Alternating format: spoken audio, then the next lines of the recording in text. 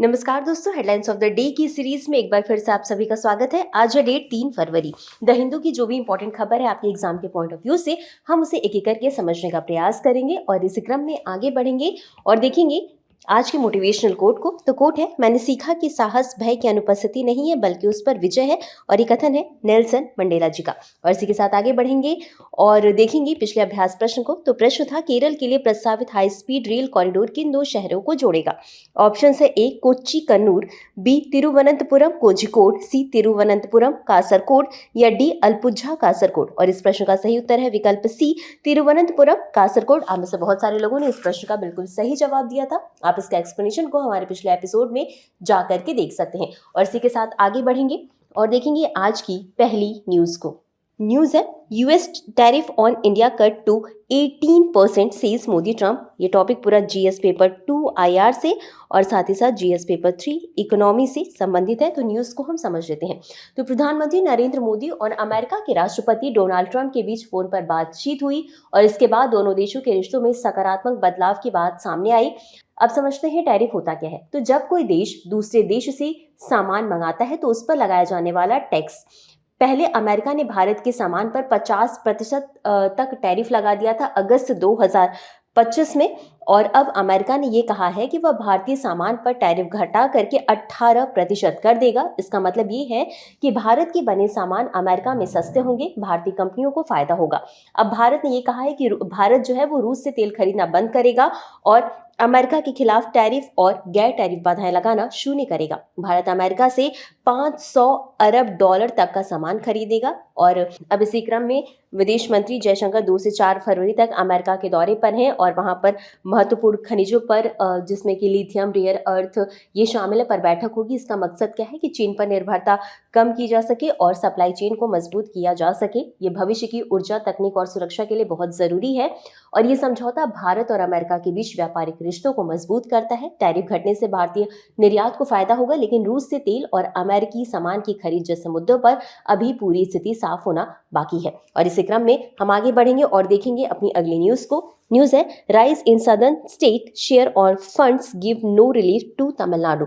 Topic GS paper 3 economy से संबंधित है। तो न्यूज को हम समझ लेंगे। तो 16वें वित्त आयोग में दक्षिणी राज्यों को कुल मिलाकर ज्यादा पैसा मिला है, लेकिन तमिलनाडु को उससे कोई खास फायदा नहीं हुआ है। यही पूरी न्यूज है। अब समझते हैं कि वित्त आयोग करता क्या है। तो केंद्र सरकार जो टैक्स इकट्ठा करती है उसे राज्यों में किस अनुपात में बांटना है, ये वित्त आयोग तय करता है और हर 5 साल में एक नया आयोग बनता है। अब समझते हैं कि तमिलनाडु को कितना पैसा मिला, कितना फंड मिला। तो आंकड़ों को समझते हैं। तो 15वें वित्त आयोग में 4.079% और 16वें वित्त आयोग में 4.097% दिखा, यानी कि बढ़ोतरी सिर्फ 0.44% की हुई है, यानी कि लगभग कोई राहत नहीं मिली है तमिलनाडु को।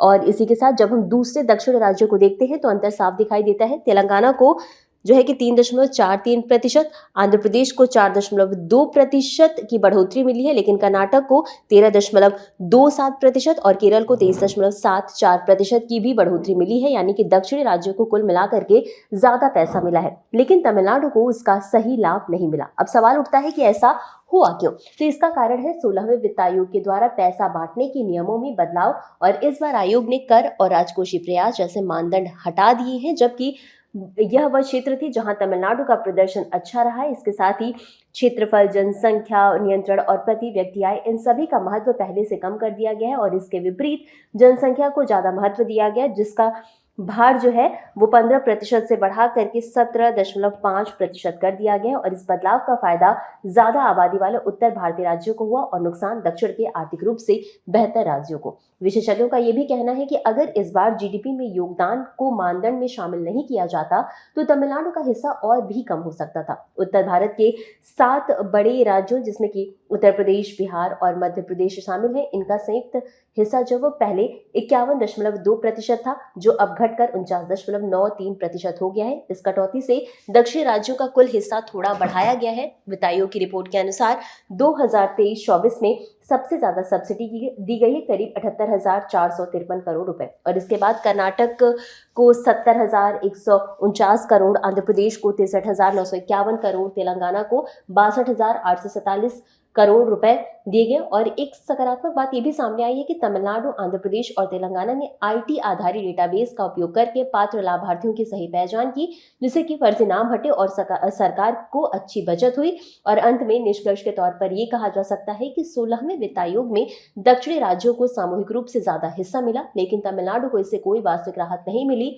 नए नियमों ने जनसंख्या को ज्यादा महत्व दिया, जिसके कारण अच्छा आर्थिक प्रदर्शन करने वाले राज्यों को नुकसान का सामना करना पड़ा। और इसी के साथ हम आगे बढ़ेंगे और देखेंगे अपनी अगली न्यूज को। न्यूज है, external team involve in PSLV prove next launch date in June, says minister.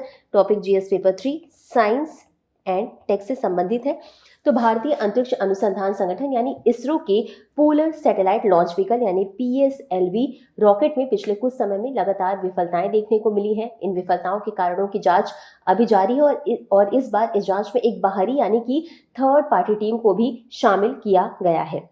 12 जनवरी को इसरो का PSLV C62 मिशन जो है कि वो असफल हो गया था। अब समझते हैं PSLV C62 मिशन के बारे में। तो ये भारत की 64वीं उड़ान और न्यूरोस्पेस इंडिया लिमिटेड का 9वां वाणिज्यिक मिशन था।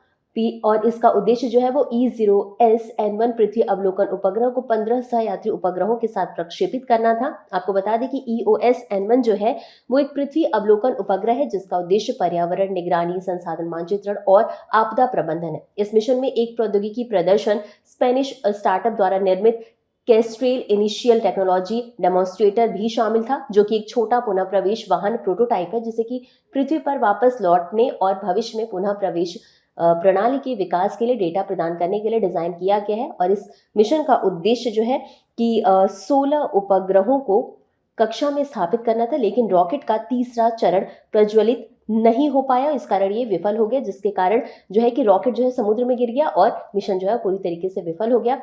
हालांकि इससे पहले 18 मई 2025 को भी PSLV C61 मिशन में बिल्कुल ऐसी ही समस्याएं थी और उस समय भी तीसरा चरण चालू नहीं हुआ था और सरकार की रणनीतिक जरूरतों के लिए बना EOS-09 उपग्रह नष्ट हो गया था। इन दोनों घटनाओं के बाद PSLV की विश्वसनीयता पर भी असर पड़ा है। इसरो जून महीने में अगला प्रक्षेपण करने की योजना बना रहा है, लेकिन तभी यह प्रक्षेपण होगा जब इस बात की पूरी पुष्टि हो जाएगी कि तकनीकी समस्या पूरी तरह ठीक हो चुकी है। और इस वर्ष इसरो के कुल 18 प्रक्षेपण जो है वो तय हैं, जिनमें से 6 प्रक्षेपण निजी कंपनियों के उपग्रहों से जुड़े हैं। और महत्वपूर्ण बात यह है कि किसी भी कंपनी ने अपना प्रक्षेपण रद्द नहीं किया है। इसका सीधा मतलब है कि अभी भी इसरो पर पूरा भरोसा बना हुआ है। और अगले वर्ष इसरो के 3 बड़े विदेशी प्रक्षेपण भी तय हैं, जापान, अमेरिका और फ्रांस के लिए। और इन देशों में से भी किसी ने इसरो की क्षमता या विश्वसनीयता पर कोई सवाल नहीं उठाया। हालांकि PSLV रॉकेट में हाल में कुछ विफलता हुई है, लेकिन इसरो ने उन्हें गंभीरता से लिया है। बाहरी जांच, पारदर्शिता और सावधानी से इसरो अपनी विश्वसनीयता बनाए रखे हुए है और जून में अगला प्रक्षेपण करने की तैयारी कर रहा है। और इसी के साथ आगे बढ़ेंगे अपनी अगली न्यूज की तरफ। न्यूज है, activist slam allocation for rural job scheme. तो ये टॉपिक है वो इस स्कीम से रिलेटेड है, साथ ही साथ आपका GS पेपर 3 इकोनॉमी से संबंधित है और एग्रीकल्चर से भी संबंधित है। तो न्यूज़ को हम समझ लेंगे। तो ग्रामीण रोजगार योजनाओं और बजट में इनके लिए आवंटन पर उठ रही चिंताओं के बारे में इसमें बात की गई है, जिसमें शामिल है महात्मा गांधी राष्ट्रीय ग्रामीण रोजगार गारंटी योजना यानी मनरेगा और VBGRAMG रामजी भारत रोजगार और आजीविका मिशन ग्रामीण। अब बजट में जो आवंटन किया है उसको समझते हैं। तो मनरेगा के लिए 30,000 करोड़ रुपए और VBG रामजी के लिए 95,692.31 करोड़ जो है बजट का आवंटन किया गया। और इस तरह इन दोनों के लिए कुल आवंटन जो है वो 1,25,692.31 करोड़ हो गया है। और सरकार ने इसे पिछले साल के 88,000 करोड़ के मुकाबले 43% की वृद्धि के रूप में पेश किया है। अब समझते हैं आलोचना क्या है। तो सरकार ने मनरेगा से VBG रामजी में बदलाव को लेकर कोई स्पष्ट जानकारी नहीं दी है। यह स्पष्ट नहीं किया गया है कि 30,000 करोड़ का इस्तेमाल किस लिए होगा, पुराने बकाया भुगतान के लिए या छोटी सी संक्रमणकालीन अवधि के लिए। 125 दिन का रोजगार पूरा नहीं हो पाएगा। नए VBG रामजी कानून में 125 दिन रोजगार देने का वादा किया गया, लेकिन बजट में आवंटित राशि केवल 42% का ही वित्त पोषण कर सकती है। और इसका मतलब है कि सक्रिय परिवारों को सिर्फ लगभग 52 दिन का काम मिलेगा, 125 दिन का नहीं। बकाया राशि की बात कर लेते हैं तो वर्तमान में लगभग 15,000 करोड़ रुपए बकाए हैं। वहीं अगले 2 महीने में लगभग 15,000 करोड़ खर्च होने की संभावना है, यानी कि 30,000 करोड़ रुपए का आवंटन अगले साल के लिए पर्याप्त नहीं है। राज्यों को अपने 40% हिस्से की जानकारी नहीं मिली है। बजट में कब और कैसे परिवर्तन लागू होंगे इसका भी कोई संकेत नहीं है। नए कानून के दौरान श्रमिकों को काम और भुगतान की समय सीमा में अनिश्चितता का सामना करना पड़ सकता है। और निष्कर्ष के तौर पर ये कह सकते हैं कि बजट में जितना पैसा दिखाया गया है वो वास्तव में रोजगार देने के लिए पर्याप्त नहीं है। 125 दिन का रोजगार पूरा नहीं हो पाएगा। सरकार को स्पष्ट नियम और राज्यवार राशि जल्द तय करनी चाहिए ताकि ग्रामीण श्रमिकों को काम और वेतन में कोई परेशानी न हो। और इसी के साथ हम आगे बढ़ेंगे अपनी अगली और अंतिम न्यूज की तरफ। तो न्यूज है, व्हाई आर ट्राइबल्स प्रोटेस्टिंग इन महाराष्ट्र।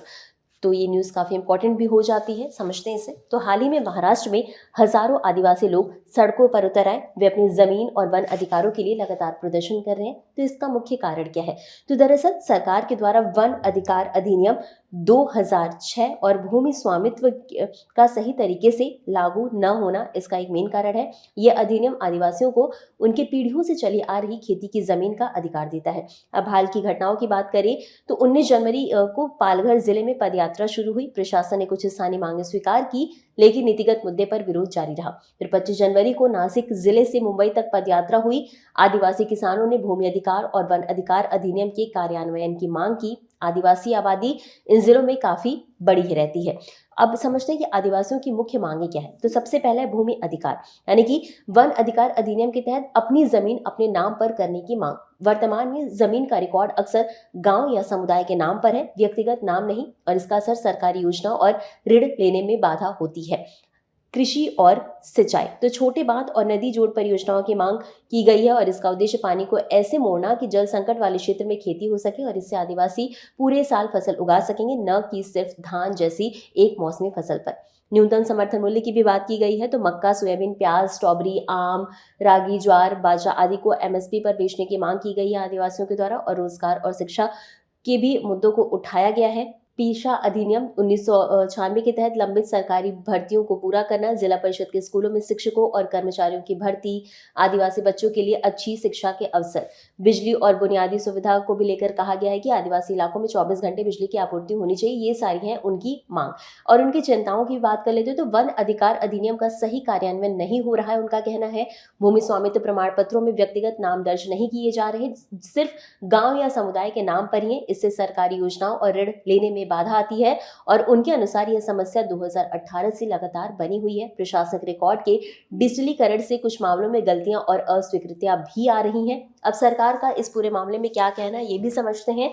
अब तक महाराष्ट्र में वन अधिकार अधिनियम के 4,09,156 दावों में से 3,80,966 दावों का ही निपटारा हुआ है और 2,08,335 को भूमि अधिकार मिला। 1,72,631 दावे खारिज किए गए और 28,190 दावे अभी लंबित हैं। अब सरकार का ये कहना है कि काम धीरे धीरे हो रहा है और कानून की व्याख्या में मतभेद भी है। हालांकि वहां के मुख्यमंत्री ने ये कहा है कि सरकार मुद्दों के समाधान के लिए सकारात्मक है। अब आदिवासी और विशेषज्ञ जो है वो इस पूरे मामले पर उनका क्या कहना है। तो आदिवासियों का ये कहना है कि वन अधिकार अधिनियम की गलत व्याख्या और पारंपरिक वन संरक्षण की मानसिकता के कारण उनके अधिकारों का उल्लंघन हुआ है।